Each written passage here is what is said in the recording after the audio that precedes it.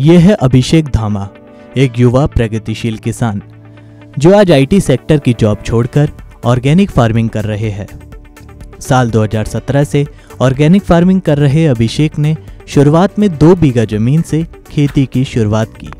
उन्होंने ऑर्गेनिक सब्जियां उगाना शुरू किया। फिर इसकी बारीकियां और फायदे जानने के बाद उन्होंने अपने करियर को स्विच करने का फैसला किया और अब वो बाजार में सीधा सब्जी बेचते हैं।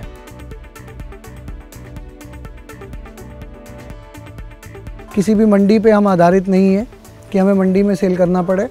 ये थोड़ा सा मार्केटिंग पे हमने काम किया है और लोग हमसे फार्म से जुड़े हैं और उसी के अंदर लोग हमसे लेके भी आगे काम कर रहे हैं, जिसको B2B बोलते हैं, बल्क बायर जो आगे सप्लाई करता है, और B2C पे भी हम काम कर रहे हैं। तो हम नोएडा से लेके गुड़गांव तक और अपना जितना भी दिल्ली NCR का एरिया है वहाँ हमारी सप्लाई B2B और B2C में चल रही है।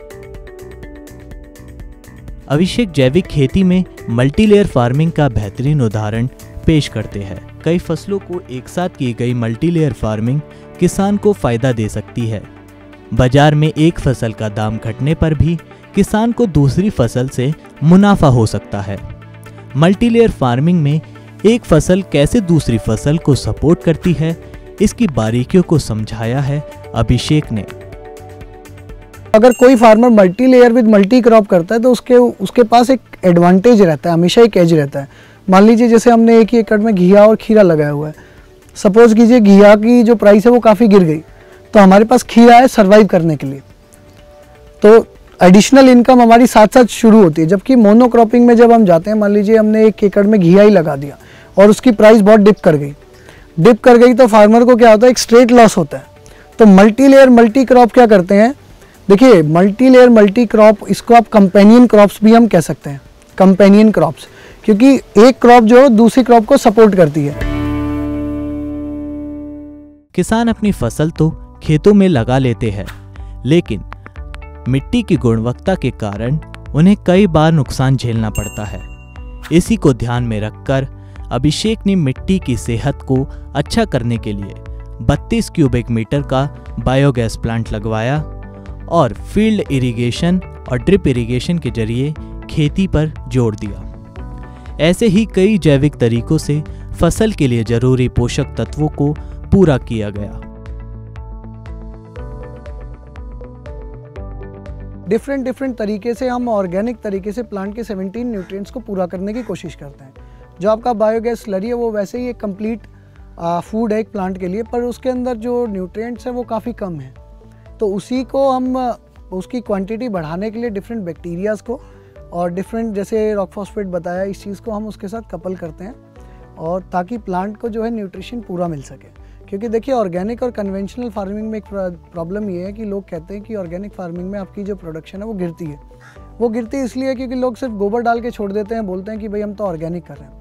बट ऑर्गेनिक और कन्वेंशनल आप कोई भी फार्मिंग कीजिए, प्लांट का जो न्यूट्रिशन है वो आपने पूरा करना पड़ेगा। वो चाहे आप कन्वेंशनल तरीके से या ऑर्गेनिक तरीके से कीजिए। अगर हम ऑर्गेनिक कर रहे हैं तो हम उसको ऑर्गेनिक विकल्प ढूंढते हैं कि किस तरीके से हम प्लांट को जो 17 एसेंशियल न्यूट्रिएंट्स हैं, मैक्रो, माइक्रो और जो ट्रेस एलिमेंट्स हैं, उनको हम पूरा करें। तो ये हमारा तरीका है प्लांट का न्यूट्रिशन पूरा करने के लिए।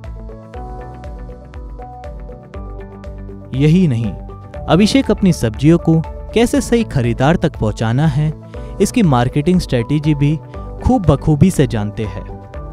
अभिषेक की मार्केटिंग स्ट्रेटेजी B2B और B2C पर आधारित है। वो सब्जी की खरीद के लिए किसी मंडी पर निर्भर नहीं है। सीधा लोग फार्म से जुड़े हैं, खरीदार सीधा उनसे सब्जियां खरीदते हैं और आगे बेचते हैं। आज अभिषेक जैविक खेती से प्रति एकड़ सालाना 1.5 लाख से लेकर 3 लाख रुपए कमा लेते हैं। अभिषेक साथी किसानों को जैविक खेती से जुड़ने के लिए प्रेरित कर रहे हैं। यकीनन इसमें एकदम से परिणाम नहीं मिलते, थोड़ा समय लगता है, लेकिन लंबे समय के लिए यह निश्चित ही किसानों को मुनाफा देती है। गौरव मनराल, किसान ऑफ इंडिया। किसान ऑफ इंडिया के YouTube चैनल को सब्सक्राइब करने के लिए नीचे दिया सब्सक्राइब बटन दबाएं और किसान ऑफ इंडिया से जुड़े सभी अपडेट्स को पाने के लिए बेल आइकन दबाना ना भूलें।